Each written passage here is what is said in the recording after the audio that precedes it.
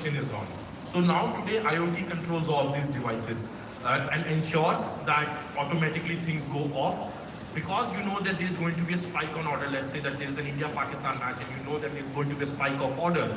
Automatically all these things will be fed in the system, so that kitchen need not have cognitive load of switching on the ovens or figuring out what I need to do on a particular day. So yes, that's something which we have been doing over course of time, and I would still say that we are still learning. This is a continuously evolving ecosystem. So let's see where it takes us. Very interesting, I think. So, Bert, just coming back to you, right? California Burrito is already known for customization of food, right? You have a line where you can customize your food, right? But generally, brands try to basically, get into a phase where they have standardization so that they don't actually have to do these customizations, right? So, how much of a struggle is it for you guys in terms of, customizing it? Do you think the market is moving towards more of hyper-personalization because of customer preferences? And how are you using your backend systems to ensure that there is consistency across all your outlets? So I think that's the beauty of the format, which is you can customize it.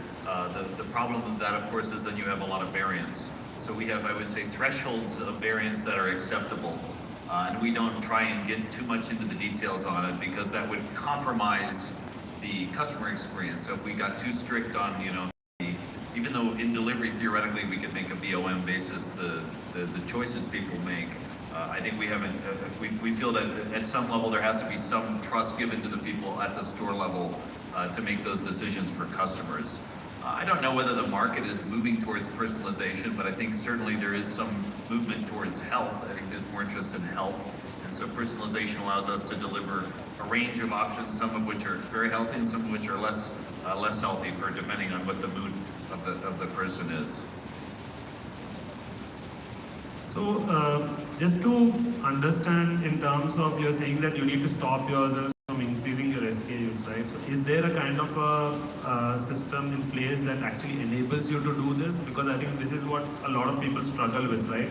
You want to always listen to your customer, but again, at some point, you want to also stop listening to your customer as well, right? So what is that point, and is there a kind of a system in place which helps you do this? Helps us do what? So say, for example, you would have to limit your SKUs, right? Because you cannot actually scale it up really fast. I think we're just very careful about not launching too many new products. So anything, there's a very high threshold of success that something has to have met before it would be launched in other stores. So we try and keep things as simple as possible, and it has to be quite good if it's going to be going outside of one test store.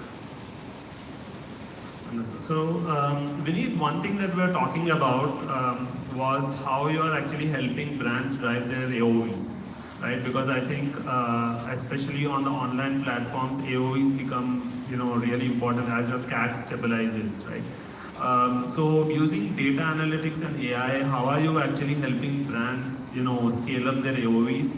And I think other thing that we're talking about was loyalty, right? So can you just give us some insights as to how you are actually recommending combos or recommending products so that they can actually drive their AOV numbers? Yeah, sure.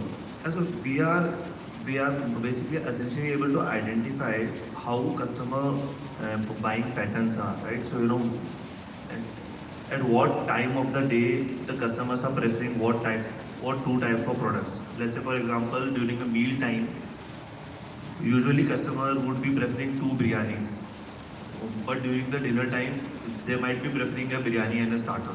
So now, with the help of the POS partners and the platforms and the systems and the data analytics tools that we have, we are exactly able to identify what kind of combos should be there for, let's say, a weekday lunch versus a weekday dinner versus a snacks versus let's say the India-Pakistan match versus an IPL and festival, Rakhi and Valentine's and all.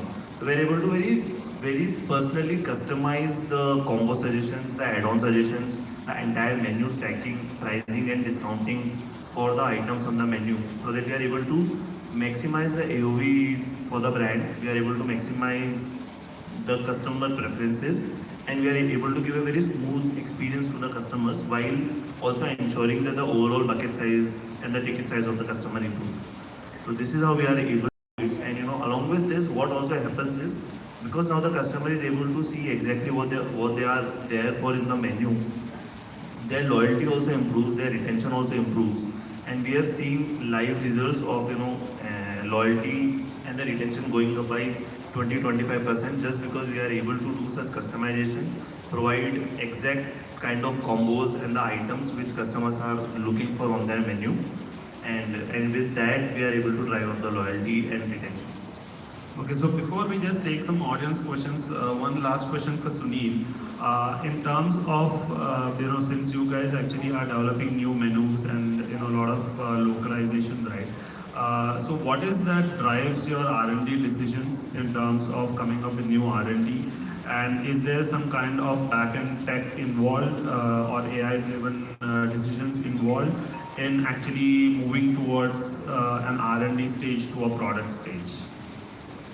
So before designing any flavor or seasoning, so what exactly we do, what is trending in let's say outside of India, and also at the same time what goes with our Indian customer palate. So let's say for an example, we are launching a flavor called Nashville. So after doing a couple of trials, we understood that this flavor is very much is going to Indian palate. But yes, we did some changes to the tweaked towards a little Indianized. So how exactly the tech is helping us? The moment we design any product, it goes to the customer towards the sampling. So the moment sampling happens, so we keep on recording those data with us. So in order to help us whether the flavors which are getting introduced, whether it is going to help us or not. So this is how it is helping us of Indianizing the brand. I think very interesting. So any questions from the audience that they would like to ask before we close the session?